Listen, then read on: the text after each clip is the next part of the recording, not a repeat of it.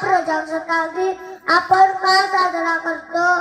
कारण जसं एका कुटुंब प्रमुखाची गरज असते, तसं भारताला एका राजघटनेची गरज होती. आणि ती राजघटना लिहिण्याचे काम वर्गात बसून शिकणारे नव्हे, तर वर्गाबाहेर बसून शिकणारे गौतम बुद्ध, संत कबीर महाराज, महात्मा फुले यांना गुरुस्थानी मानणारे भारतीय राजघटनेचे शिल्पकार डॉक्टर बाबासाहेब आंबेडकर यांनी संविधान 2 वर्ष 11 महिने 18 दिवस या कालावधीत पूर्ण केले आणि हे संविधान आपल्या भारतात स्वीकारले. तो दिवस म्हणजे 26 जानेवारी 1950 होय. तो दिवस आपण प्रजासत्ताक दिन म्हणून साजरा करतो. संविधानाने आपल्याला मूलभूत हक्क व आपल्याला अधिकार दिले आहेत.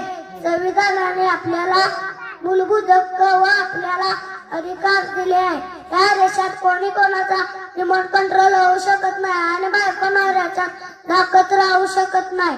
या देशात एकच रिमोट कंट्रोल मान आहे. या देशात एकच रिमोट कंट्रोल मान आहे. हिंदू, मुस्लिम, शीख, ईसाई या साऱ्यांना वरदान आहे. ते म्हणजे बाबासाहेबांनी लिहिलेले संविधान आहे. धन्यवाद. जय हिंद, जय महाराष्ट्र.